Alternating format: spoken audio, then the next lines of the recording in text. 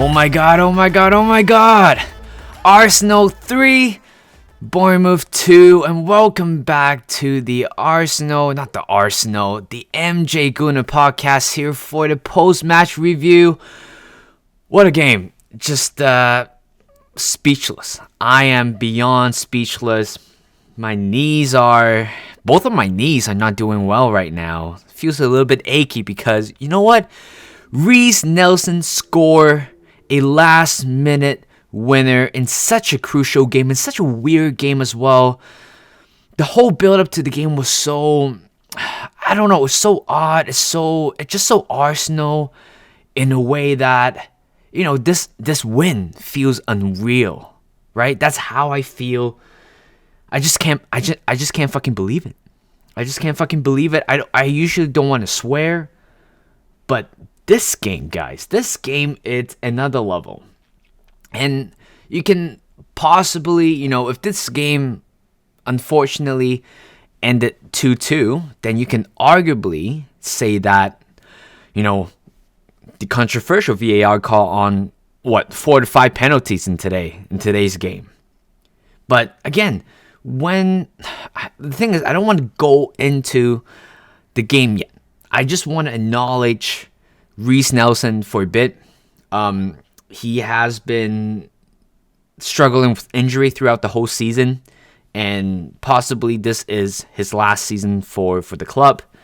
He has been with the club for many years. I remember the day when he made his debut under Arsene Wenger. Back in 2017-2018 season, he was meant to be the next big thing for Arsenal. The next big thing for Arsenal. It's like it's kind of like Bukayo Saka after all, right? That's how we all thought he's going to truly turn out to be. But unfortunately, he just couldn't really live up with that expectation. Went out a few loans and then came back, not doing very well. This season I think he did fine as a squad player, but you wouldn't imagine him to be a game changer. Yes, he did produce a game-changing performance last time against, Nottingham Forest. But again, it's a different scenario. It's a different case. But today, I don't know, should I even say it? Should we give him a new deal? Pen in a new deal. Another 3 to 4 years, he definitely worth something. Today's game, he definitely produced, he definitely got what he has in him, right? But he hasn't really got the opportunity to do it. In a moment like this, he came in for, 30 minutes, providing 1 assist and also the game-winning goal. His name should be recognized, and I think he also should be recognized within the club. And hopefully, the thing is, I don't know if today's game warranted him for a contract extension. You can see that for the past 2-3 games, he has been, I think, fit, fully trained. And today, it was quite lucky for him because Eddie wasn't even in the team today with the ankle injury that he has been suffering for the past few weeks, and which left a spot open for him. And he has to take it. And based on how the game was going, I was like, you know what? At one point, you might have to throw him in. And Arteta did, but not in the way that I thought it was going to be. But it's fine because he scored a winning goal. I'll go for that later. But let's talk about the build-up to the game. Yes, we beat Everton last time 4-0 in a very comfortable win.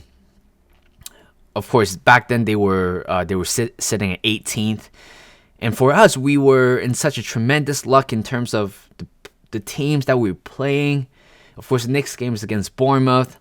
I think they lost to Man City last week 4-1, and everybody thought today is going to be an easy game. For me, I never gives out like a predicted score. It's not really for me because I personally do believe in jinx. So, I don't want to be arrogantly and say, hey, Arsenal's playing Bournemouth. We are going to thrash them by 3 to 4 goals to 0. I'm not like that, right? Even before the game, I did felt a little bit, what if? right?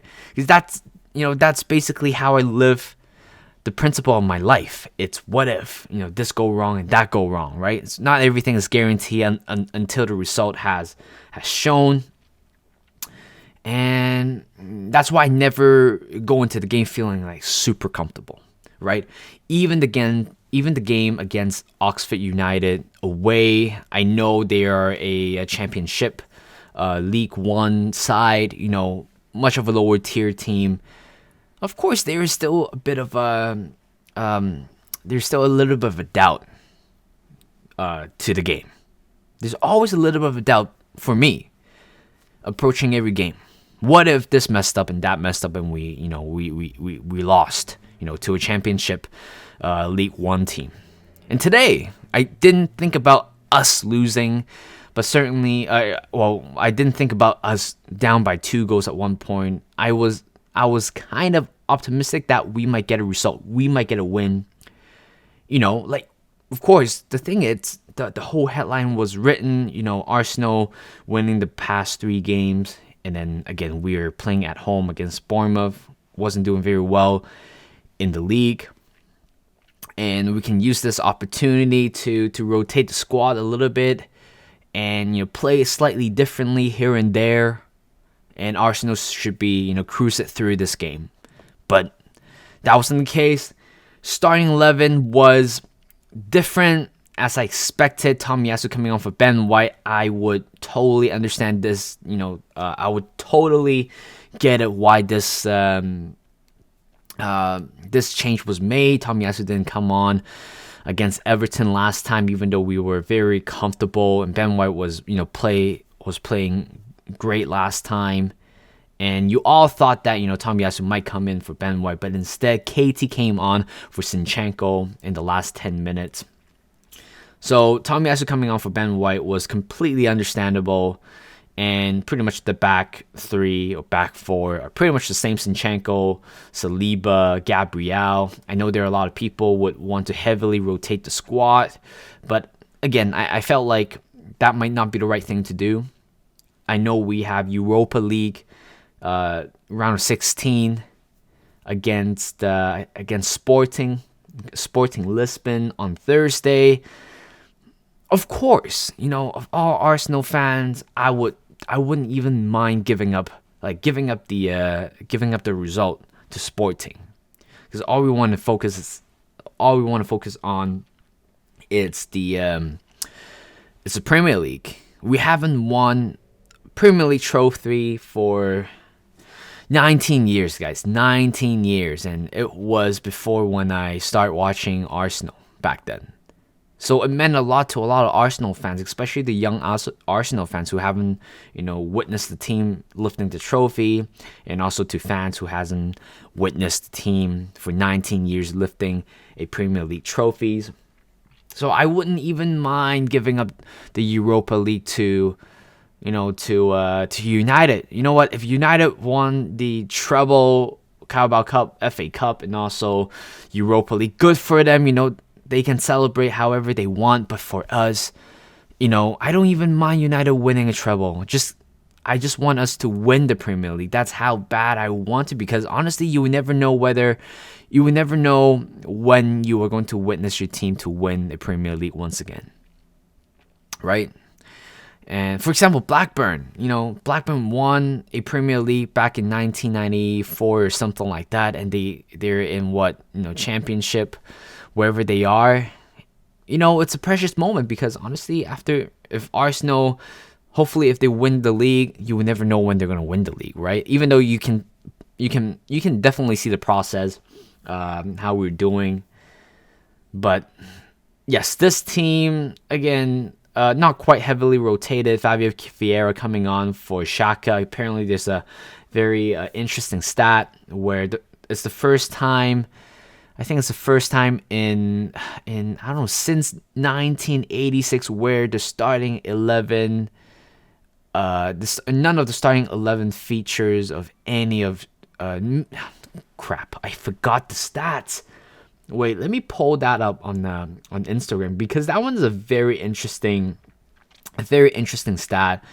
Oh god, okay, I need to go and find it out. So that's why sometimes I wish I could have, another person with me, talking about Arsenal, and I don't have to scroll through my phone, just look for it. But you guys know what I mean. I'm sure when Arsene Wenger took over Arsenal, of course, there were players who were there from 1986, and of course, the last, competitive signing there was Granit Xhaka. Even today, he got benched, so pretty much it shows like a new era, a completely new era as well. And Fabio Vieira coming on, again, I understand the change, Granit Xhaka has been pretty much playing every game, but you need to give Fabio Vieira to give some minute. In the last press conference, a reporter was asking if Martinelli and also Vieira going to play together. He said yes, and today it finally happened. And first starting 11 was, it's up to my point. We made 2 changes, I think. Three changes, including Thomas Partey coming back on, Jorginho on the bench today. And again, I was expecting a win. First 16 seconds, and we were down by 1-0, right? 16 seconds in, 1-0 to Bournemouth. How did that happen? That is the most Arsenal thing you can possibly imagine. Like, out of nowhere, right? Out of nowhere. The way how Bournemouth kicked off, again, the way how they shape it, the first 1 second when the start of the game, everybody was on the left side. Even all the Arsenal players were full from that. They all thought that, they're attacking on the right side. But turns out, leaving quite a lot of space on the right side, a simple cross in the middle, everybody will switch off in that 16 seconds. Zinchenko arguably could have closed him down a little bit. Gabriel could have probably make a much better touch to the first ball coming in. Saliba completely switched off, not knowing Philip Billing was right behind him for the first goal. And I thought, okay, right? We have technically 89 minutes and 44 seconds to go. 44 seconds to chase.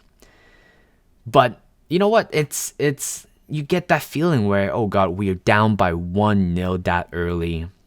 Will it dampen the mood of Arsenal? Would it affect Arsenal in any way?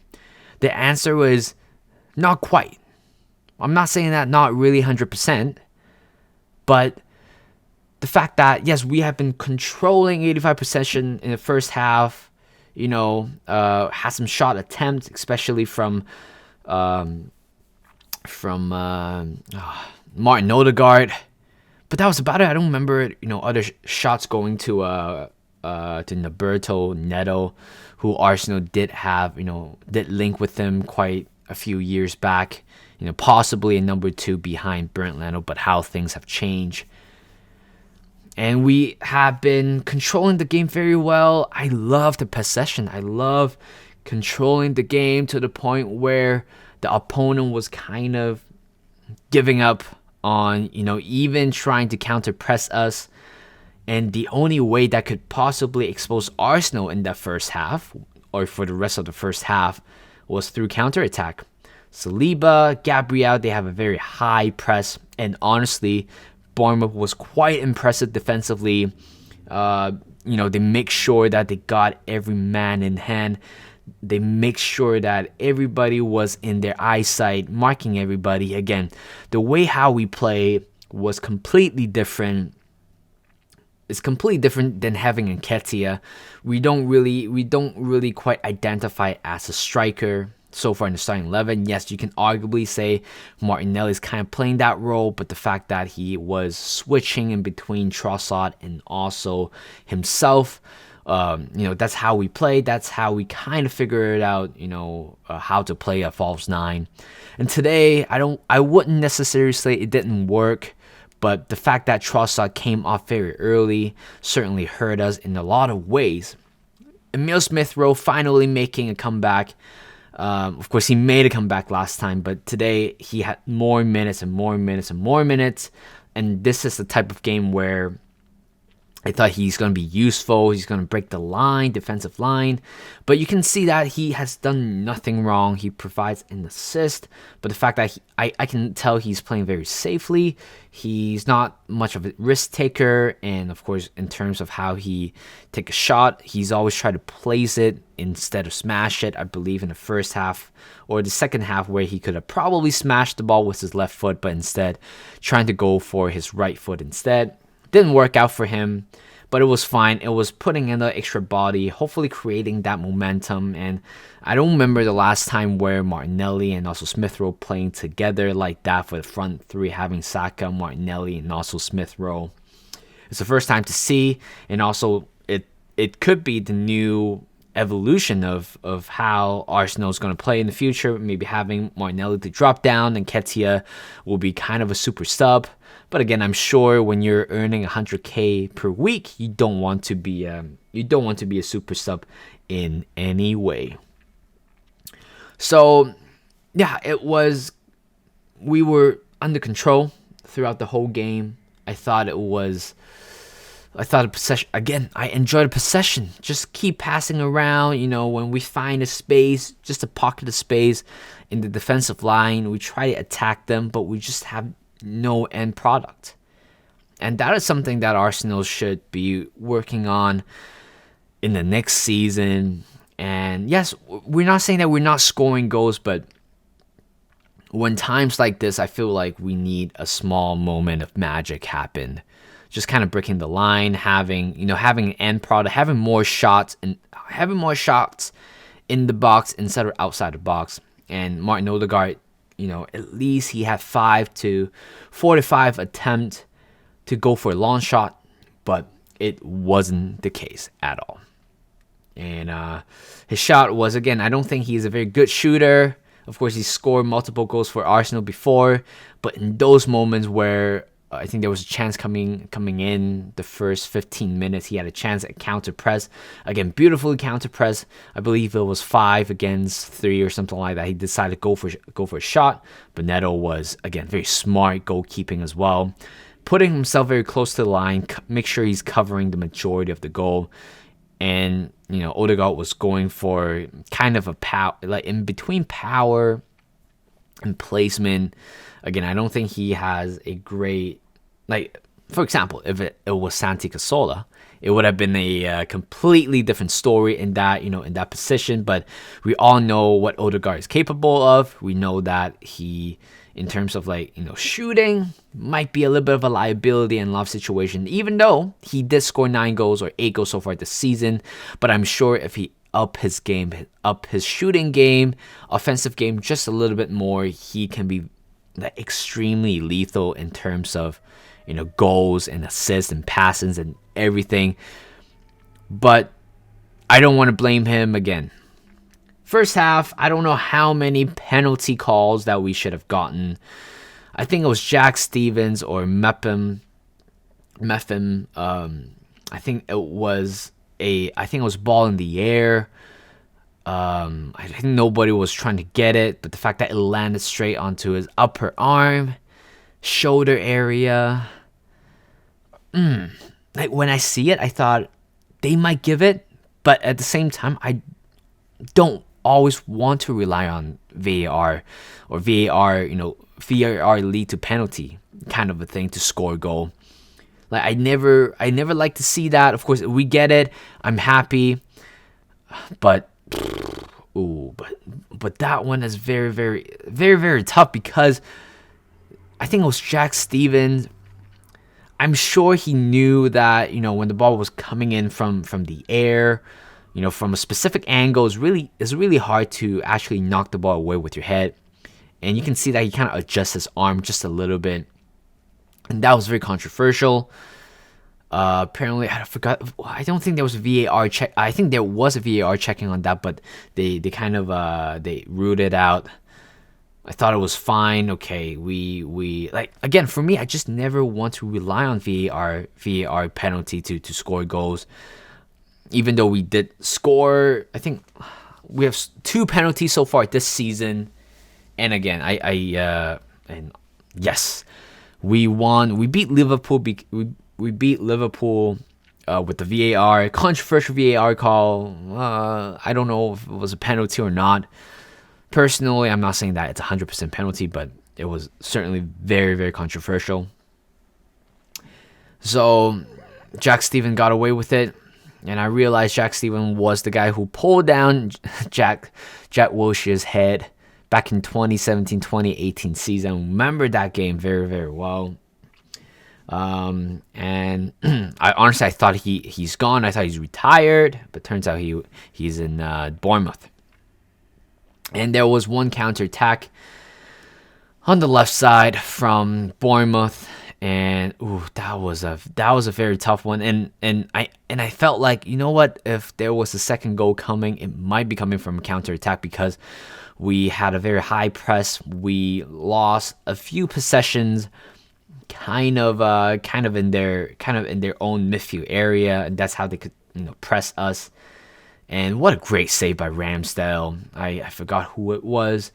He was trying to cross the ball. The winger crossed the ball into the middle, and the player tried to go for a shot, go for a tapped in, but Ramsdale was very, very clever, was very quick on his mind. But because Solanke would have probably got to it if the pass came in a little bit early, but instead, and it was a world-class save right there. It was a world-class goalkeeping, that play.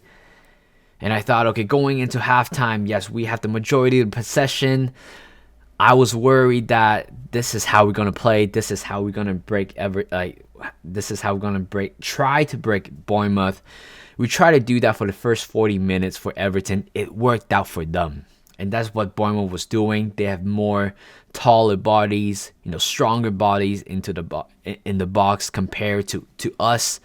When I realized that our front three, Vieira, even Martin Odegaard, I don't think they're above 6 feet tall. And the only tall players that we have was, Tomiyasu. And even Zinchenko was quite short too. And I felt like even if we try to whip a cross in, it's not going to do much. Potentially, you might have Martinelli to do some damage. But that was about it. I mean, I don't know how you're going to attack them in a way, because we're trying to break their defensive line. We couldn't. We tried to take a shot from outside the range, but they always put bodies in front of you, blocking the shot. And even when we try to go for a cross, it's just not going to work out at all. And Tomiyasu was having a very quiet game, which is very disappointing to see. I was quite disappointed with his game today. There was one where he was pretty much going through on the right side. He has quite a lot of time for him to make decision right outside his box, the side of the box, but he scuffed that very horribly. He was caught in between two minds. He was kind of thinking way ahead of actually composing himself. And I don't think he was having a good game today. And I would say it's normal. It's because he has been out of the team for a while. But next season, hopefully he's going to get more chances. But the fact that, like today, Ben White, even though he was quiet for the past few games, and then right now it's between them, rotating, whoever plays better, whoever's more tired, who's going to come on, who's not going to come off, and stuff like that. And Tomiyasu was quiet. I think he has a subpar performance. But that was about it for Tomiyasu. And second half coming in, again, I'm sure all the Arsenal fans were worried what happened if Bournemouth is going to sit like that throughout the whole game, and we clearly don't have a final third game plan. That will be in big trouble, because when you look on the bench, you don't have Eddie anymore. You don't have Jesus for a while, or not for the next week or two. The only attacking options we have left, right, was Reiss Nelson. And Reiss Nelson was a different type of player. You don't put him into the box, he's not going to hit the ball in for you. He's not that type of player. And I thought, okay, we might be in a turmoil. If we put Reiss Nelson on, you might take Ben White out if we're desperate. We might take Zinchenko out if we're desperate. But you just don't know where to put Reiss Nelson on, right? And it's kind of wobbling right there. And And then we controlled possession, tried to go for a few shots. Odegaard has been scuffing a lot of shots today, claiming for a corner whatsoever. But his shot today was kind of poor. I think he made a few shots in the first half where it kind of went straight to a Neto. I think, went straight into Neto. Neto made a very good save, like I said early on, and Saka tried to go for rebound, but straight at Neto, and boom, later on, 2-0 down, 2-0 down from a corner kick. How did that happen? Arsenal have been so efficient in terms of how they defend the corner, and that today was not the day. I think it was, who scored? Crap, I forgot who scored that goal. But whoever scored that goal for Bournemouth that was a very good header. I mean, there's no way you're going to miss that. Oh, I think it was Senesi. Senesi scores that one. It was a very good header. It was a free header as well. Nobody can do anything about that. You can arguably say that Thomas Partey kind of left his man open, and we're 2-0 down. 57 minutes in, 60 minutes in, and you thought, okay, I don't know what to say. I don't know how to make up with the. With the title race, but certainly, I was not happy. If I could destroy something in my house, I would, but I just can't. Maybe my pillow. But other than that, it was 2-0. I thought I was going to turn off the TV, which I haven't done it so far this season. I've been watching full game every time they play, except the Brighton's game. I was so close to turning the TV off. Because I felt like, 2-0 to Bournemouth, and it's the worst case scenario. A very good 3-game run. Bournemouth was sitting at 19th, and all of a sudden we were down by 2 goals. Like, what's the narrative here? The narrative here was pretty much we're going to lose this game. City won this morning's game against Newcastle 2-0, and they have closed the gap by 2 points. And if we lose this game, I thought, oh god, here we go again. Because I doubt we're gonna win. I doubt we're gonna beat City away. So that's why this game is so important. Every game is gonna be very, very important. And it was really scary. And it was scary. I didn't really want to watch the game anymore. I want to turn off the TV at one point. Because why not? I'm not saying that we're playing horribly, but it's just that Arsenal doing Arsenal thing. Thank God I have a sip of water here. But Arsenal was doing such an Arsenal thing where everybody can imagine that, oh, wow, Arsenal losing 2-0 to Bournemouth. Wow, such an Arsenal thing, right? We bottle it again. We bottle a title race. We bottle the game. If we lose this game, the rest of the momentum is going to drop. City's going to catch us. United might be catching us as well. That was the narrative after the second goal. And at one point, even though we're losing by 1-0, I believe in the team. I believe that we might able to have hope. We might able to get something out of it.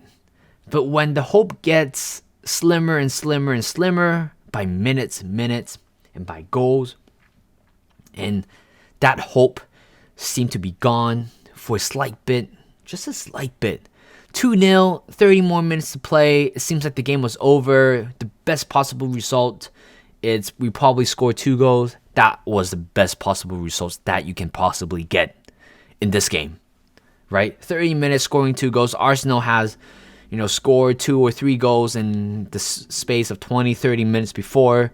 But with the sake of it, with the stake of everything, 2 goals might be the maximum. That's how I thought. That's how it's going to turn out to be.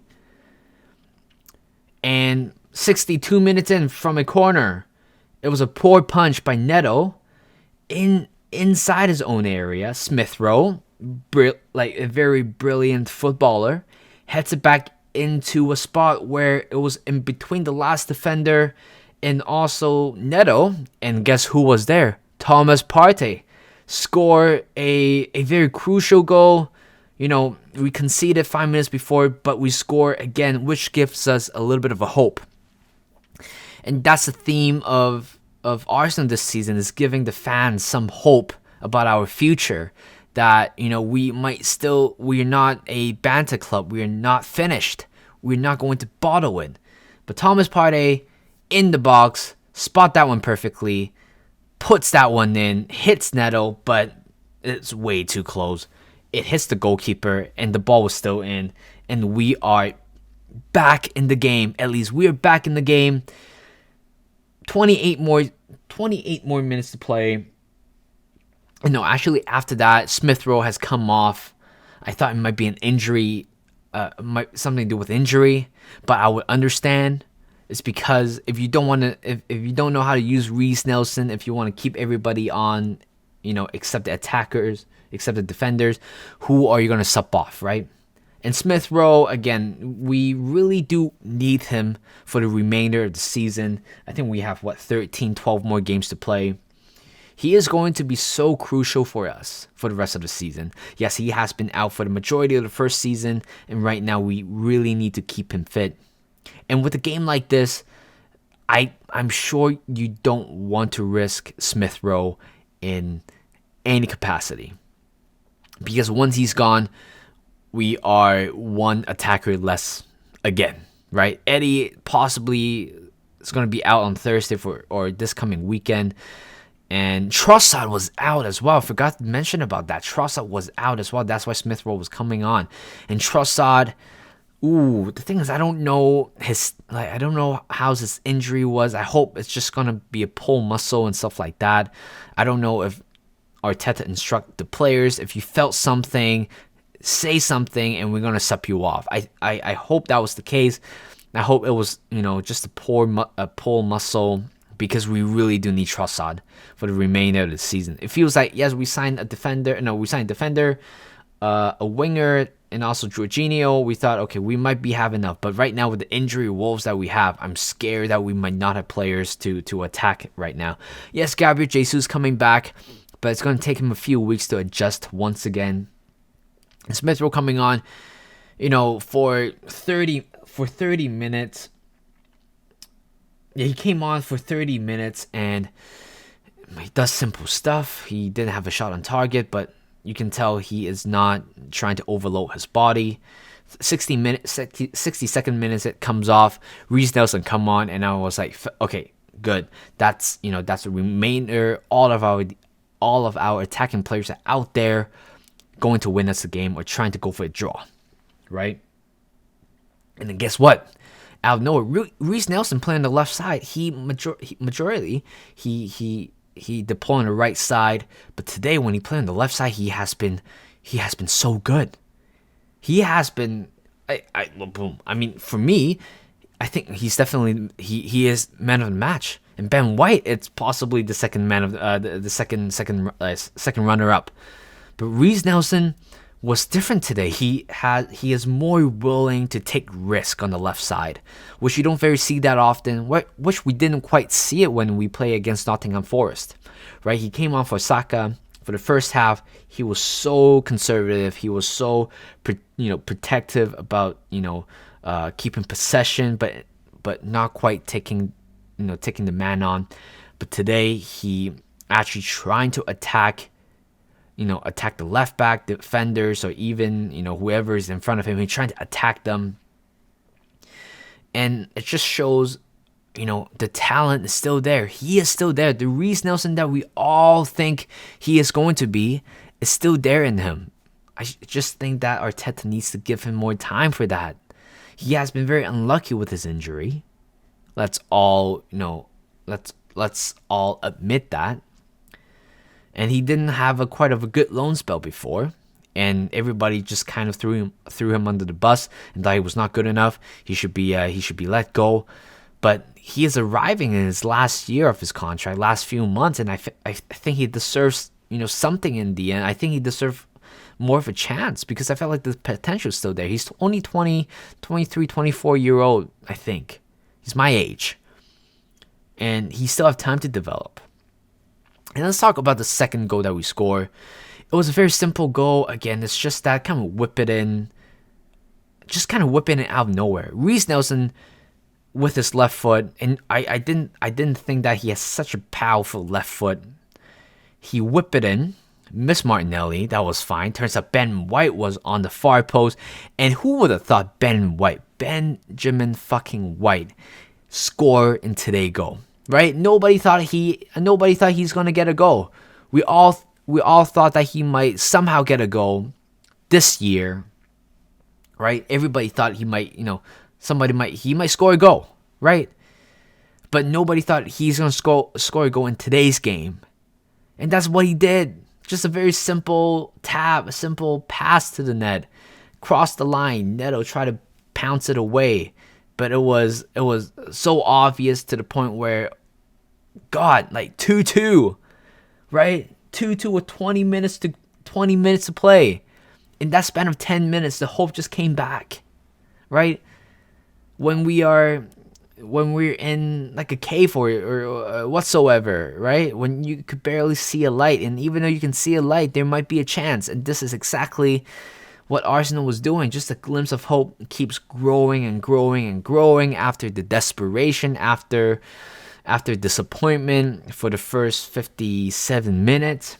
And all of a sudden, we're back in the game with 20 more minutes to play. That's a long time, to redeem themselves. And that's what Arsenal did.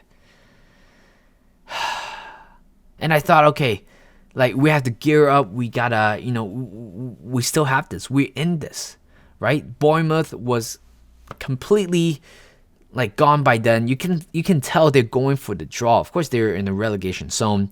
Any point at this point for them matters a lot. And it matters for them as well, right?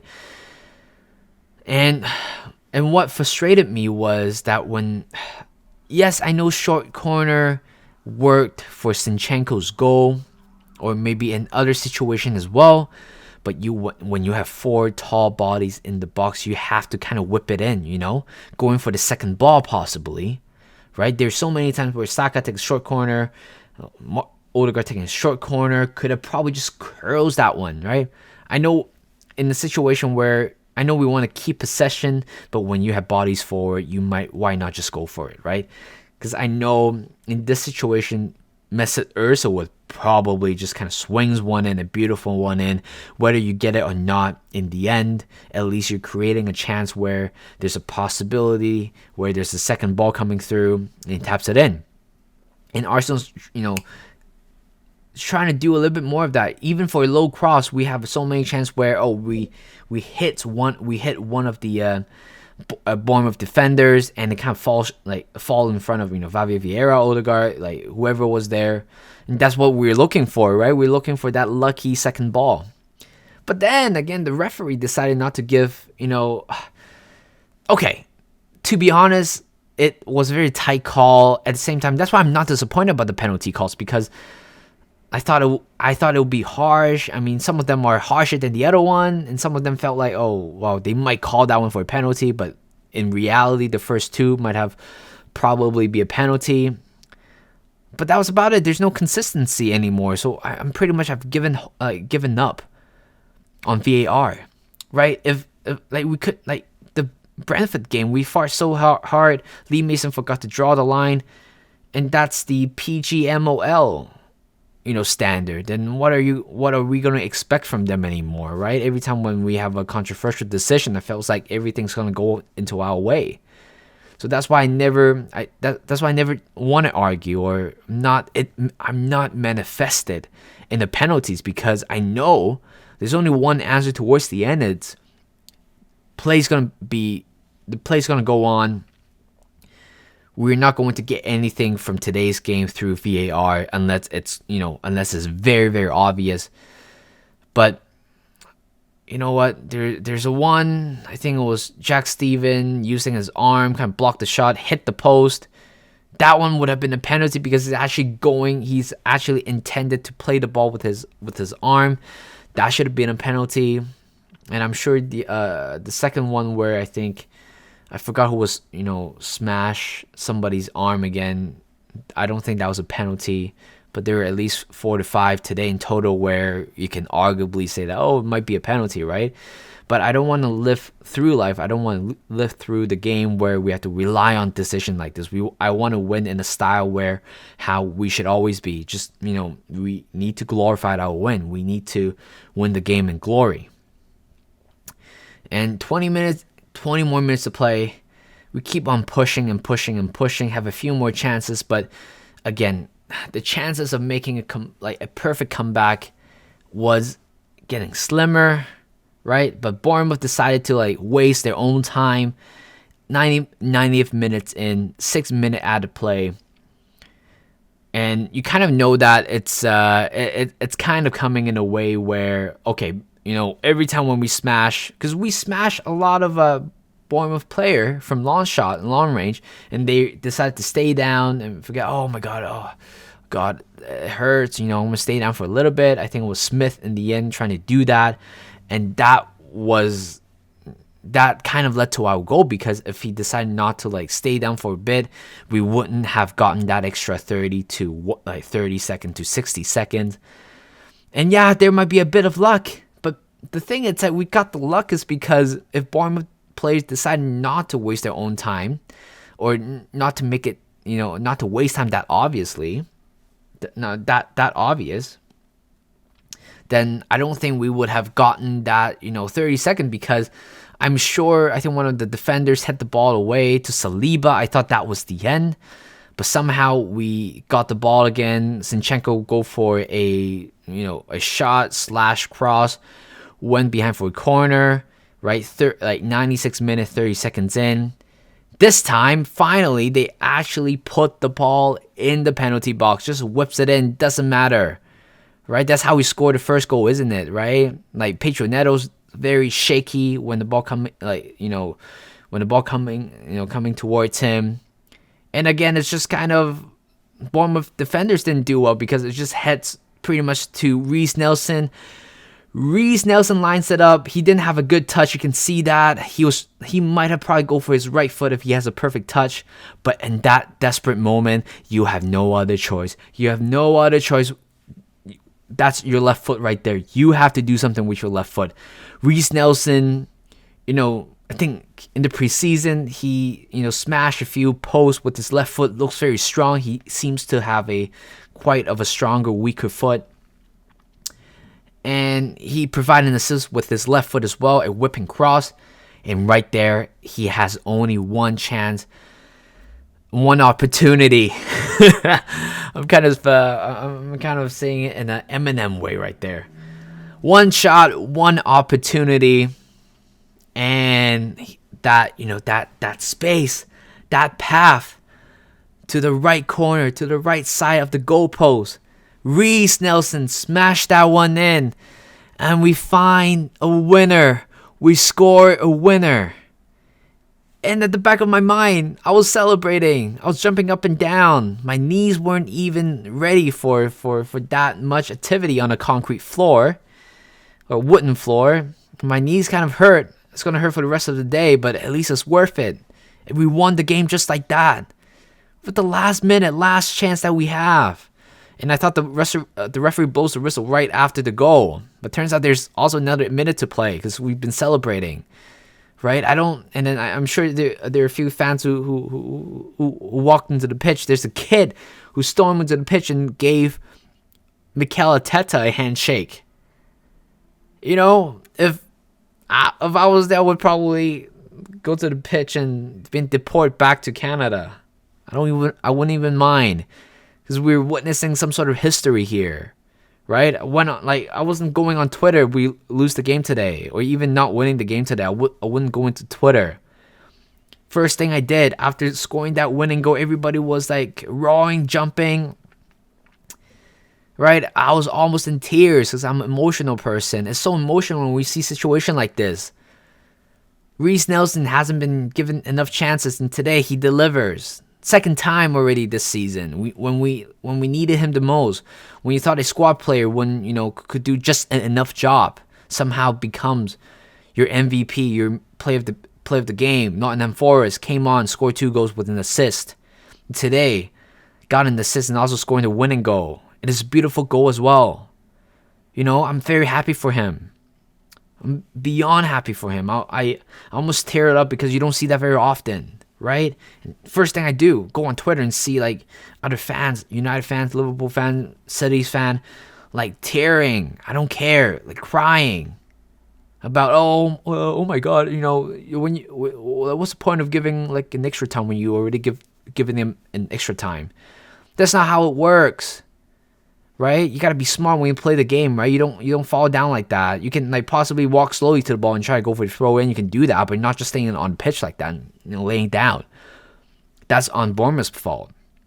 Yeah, we might get a bit of luck from them, but we create our chance in the end. If it wasn't for Reiss Nelson, for somebody else, it would have been something different, right? If it's Smith Rowe, I don't think he's gonna score. If I'm being fair. I think Reiss Nelson has a much. I think right now at the moment, I think he has more of a. Of course, he had more recent game time than Smith Rowe. I'll understand that, but Smith Rowe, I'm sure there are a lot of people in this world owe you an apology for not being good enough. Comparing. When we need. When Arsenal needs like a winner or a comeback. Oh, they put on Reiss Nelson. Ha ha ha ha. Like that. And today, Reiss Nelson proved all of them wrong. Reiss Nelson's name, guys. Remember his name. This game, man. This game has been. It was supposed to ruin my morning. It was supposed to ruin my. It was supposed to ruin my morning. It was supposed to ruin my weekend. How about that? It was supposed to be like that. But Arsenal just keeps giving us hope, game by game. When we thought the moment looks very slim, the hope seems very slim, and we got it in the end. Same as Aston Villa. Same as United. Right? Yeah, we have quite poor results before. There's no hope because we weren't even going for it. We're not even wishing for hope. But today might possibly, I don't want to say defines our moment, but it also defines our mentality throughout the whole season. I don't think we have come across where we were down by 2 goals, right? I don't think we have down by 2 goals by any capacity. Am I right? I don't think we did. That's the first time where we actually went down by 2 goals instead of 1 goal. Because every time when we went down by 1 goal, we scored another goal, right? And then of course the City's game. That's an example 2-1, 3-1, but it was fine. But we started the game with no goals, conceded 2. And make a perfect comeback. 3-2. That was possibly can be up there in terms of the game of the season. I certainly believe so. And right now I am going to enjoy this win. I'm going to enjoy my weekend. Because there's no way, as an Arsenal fan, right? This game like this just brightens your day. Wherever you are. Yeah, you might be watching this in the middle of the night. You might be watching this in the UK. You might be watching that early in the morning. But you cannot deny this game brightens your day. So thank you guys for listening to this podcast. Thank you for tuning in. As always, be sure to like this podcast and also subscribe to my channel. Deeply appreciate it. And if you listen to me on Spotify, be sure to like it, follow it, rate it, all the good stuff. So thank you guys for listening, and I will see you guys in a bit.